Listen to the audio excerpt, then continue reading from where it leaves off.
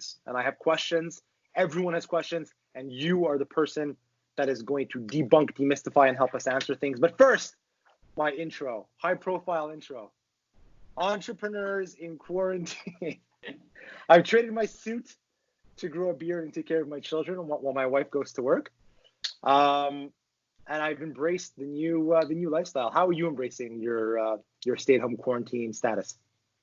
Well, after 5, alcohol hits the well, look, I'm all messed up too. Normally, I have an office to work in upstairs, but my son is taking that office.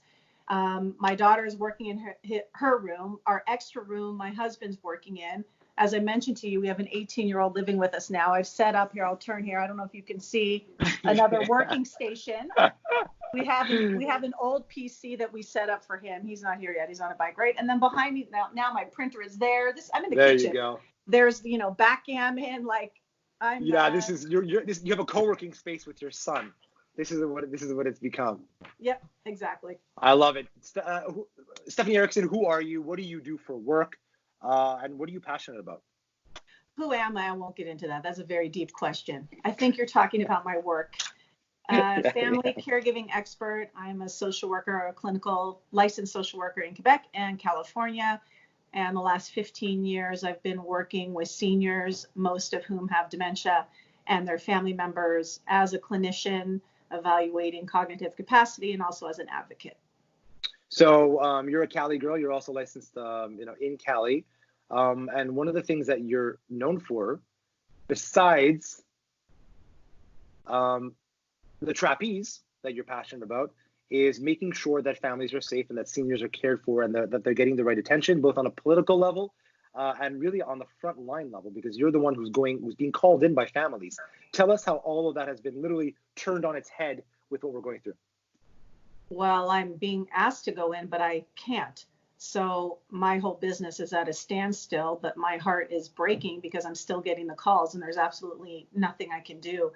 As we know, we can't go into any nursing homes, and even those who are living at home, I don't want to go into their home because I don't care about social distancing. It's still putting them at risk. So I have been able to do a couple video calls with some seniors, but really that's going to be far and few between because most of them are isolated and their family members can't even go into their own home, into the senior's home. So it's very. And so the kind of, I guess, the hearsay or the third party information, advice, or knowledge that you're getting from people who are FaceTiming their parents, caregivers that that maybe are working in hospitals or senior facilities. What are you hearing from them? How are things going on the inside that maybe we can kind of help to understand a little better? Well, I think from the inside, the nurses, with whom I have contact are saying how hard it is. They're fielding calls all day long from concerned family members who normally would be making visits and now they can't. So now their time, which already was, stretched to its limit, now they're trying to triage all of these calls and help facilitate some sort of direct communication between the family member and the resident, which is almost impossible to do. So then it's just constantly saying, I'm sorry, I don't have time, because they're trying to, help somebody take a shower, that kind of thing. In terms of the family members, I mean, it's heartbreaking because the care in our system, whether it's a private or public residence, the ratios are really poor. I don't want to call out particular residences, but the ratios are very, very poor. And so already, if someone needs to be hand fed, and it might take, let's say, 30, 40 minutes to actually give that person time to chew their food, slowly swallow, staff's like already rushing to try and do it in 5 minutes. So what's happened is a lot of people have hired additional private care to go in to provide that support, or family members were going in to help assist. And now all those people are blocked. And the family members can't go in to see how that person is doing, and everyone's petrified. So now we have the situation. Not to mention what COVID-19 could do to this population in terms of their health. That's another issue, right? We're seeing the effects of the infection rate and what happens to them. Obviously, the status quo is the status quo, and we would require legal intervention to change anything. And so, accepting the new normal and the status quo being what it is, where do we go from here? If people call you and they want to set up a plan for when the dust settles and you can actually go in and caregivers can actually go in, what's the first thing we need to do to assess what's been done and what will be happening, and having a special program to get these people back on track, healthy again, and where we want them to be?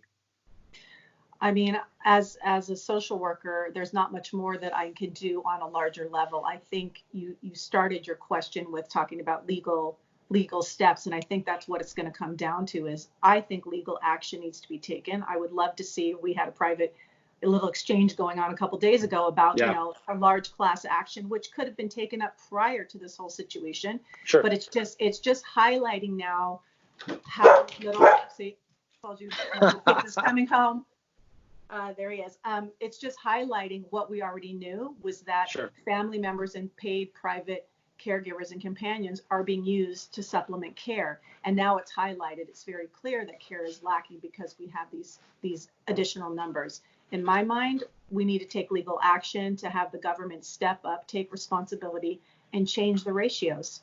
Change it, because it should never go back to what it was, Jamie, ever. Sure. Because it already wasn't good enough, So for you, this is the perfect wake-up call. I mean, amidst the misery and all the confusion, this is the perfect opportunity for reform, for change, for upgrading the system. Yeah, I hope so. I hope that's what happens. But class actions are big undertakings, and unless one individual person wants to take the risk and start and launch that kind of a process, and then you have to have the whole legal team behind it that's willing to basically work for free for an extended period of time. I mean, it's a big undertaking, and I'm not sure how else you can make that type of large change. I mean, you can go to one individual institution, but if it's run by the government, what's going to happen? Stephanie Erickson, you are, you give keynotes. I mean, you are an accomplished speaker. You have a lot of great things to say. You speak from the heart. You speak from experience. You have your own battles with anxiety. You're very open about that. How does somebody who's anxious live with the constant blabber of the news and the threats, and it's getting worse, and the increasing deaths and fatalities? I mean, this is literally a doomsday scenario. I don't even listen to the news anymore, but I'm not an anxious person. Tell me what it's like for you.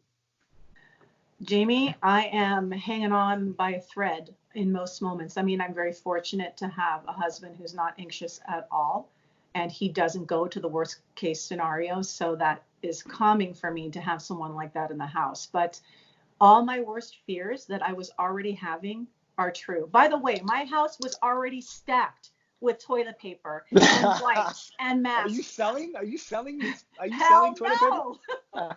But I am serious. I already had this stuff for years in my house because Yeah. I already had all of these thoughts, and everything that I ever imagined is now coming true. Wow. So it's like I'm trying really hard to just breathe, keep my feet planted on the ground, doing mindfulness, telling my husband when I'm struggling. But it's not easy at all, And are there groups or support systems or resources that you recommend that people who are going through those same anxious thoughts, are there resources for people to go to, or kind of little tips that you can give them? There probably are resources, but this is something else that I'm doing, is that I've disengaged a lot from, and this is going to sound really horrible, but I only have so much bandwidth, and I need a lot of it myself right now. And I have 3 kids in the home that I need to be strong for. So I am conserving a lot of it for internally. So I'm not looking into what is available for other people. I'm doing what's right for me. And what's right for me is I only go on social media, once or twice a day. And if I'm going to look at anything related to COVID-19, it has to be from a provincial, federal source, or the World Health Organization or the CDC. Right. Otherwise, I'm not reading it, because then that just freaks me out and scares me. So that's one thing I'm doing. I am taking a walk once or twice a day with my dog. Right. I'm working out every single day. Good. I started yoga, which is absolutely hysterical because I can't do it. So, I'm trying to do yoga. I'm going to do it again this afternoon. And honestly, it sounds very selfish, but I'm a bit internal right now because I don't have enough for anyone else. And it's not that I don't care that other people are struggling. It's just that I don't have it in me to help those people right now. I really am just worried about myself and my own mental health. And then I have my close-knit friends that I'm texting with and doing FaceTimes with, and that's helping a lot too. And they're checking in with me. Well, you look great. I can't wait to see the yoga poses later on. I think we'll share those as well. I'll text you one. They're pretty fun. Stephanie Erickson, how will life change when this is all just a memory? Jamie Benizri, since you like to say full names. I like what Mark Fishman said, and I think you did that interview today. Yeah, I'm not. Most people will not have probably. I'm going to be pumping these out as fast as humanly possible, but why don't you kind of maybe summarize his position? And he had a very interesting position. He did, because he said life won't change, and I would say I have to agree with him. I mean, for me, I'm hoping that I can. For someone who does have anxiety, I'm hoping I can go back to what my normal anxiety was and not be on this heightened state for this time forward. I'm wondering if other people in the world now see the world as I saw it, which I can actually see two things that can come from that. In one way, it can make people change their behavior and their patterns and maybe not be as kind, maybe not be as generous. However, I actually think it could do a lot of really good things for mental health, because now maybe people feel what a lot of us feel all the time.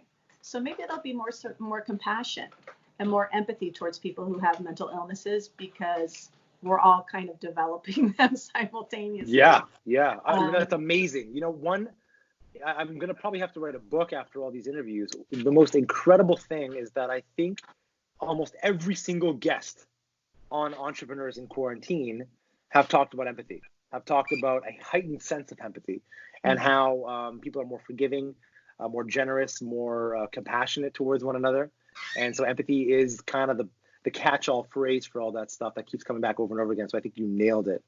So I'm happy you mentioned that. So final thought, what have you learned yourself through this? Have you learned that maybe you're not as anxious and crazy as you thought you once were? Is it that everyone else isn't as crazy as they should be? Has this leveled the playing field for people who thought they were crazy before? What have you learned? I learned I'm right, that germs are to be, you should be afraid of germs. Yeah. No. I've learned some interesting things. One, I learned that it's okay to have these wild, irrational thoughts, and to forgive myself a bit more for going to that place when I'm going to that place. I've also learned, funny enough, that I still really care about what other people think, and I'll tell you why. I had a client who called me and wanted me to do something in particular. She wanted me to go into a person's house, and I refused because of my own safety and the senior's safety. And that person was very upset with me. And it bothered me for days on end. And I'm like, why do I still care what this other person is thinking about me right now that I've made a decision on safety? So it's taught me about myself that I still have a lot of work to do. I've learned that my family, well, I already knew my family is the most important thing, and this solidifies it. And I also learned that life goes on without social media. I mean, I was already kind of disengaging from the ongoing need to post, and I was already kind of on my way out of that, but I really realized that it actually doesn't matter at all. And it's the personal connections, and it's my friends that are texting me and calling me and FaceTiming me that have always meant the most, and it just confirms that it doesn't. You know what else I think, Jamie, that people are going to realize is that we need people more than people thought. Like, people are very isolated and they're very connected with people, but only with a device. And I think this whole thing is going to remind people that we don't need devices. We need human connection. When we're not allowed to be with people, we all kind of lose it. We need people more than we think we do. I love it. That was a great answer and a great way to summarize what you're going through, and really I think what everyone's going through. So thanks for verbalizing that. I think that was important. Ladies and gentlemen, this was another episode of Entrepreneurs in Quarantine. That was really fun. I'm glad we did that. Anytime, Jamie. Now, if you'll excuse me, I'm going to go make the kids a snack, and I'm going to go on a bike ride. Oh, good for you. So I'll see you when this is all done. And Okay. I can't wait for the yoga poses. See you on the other side. Bye.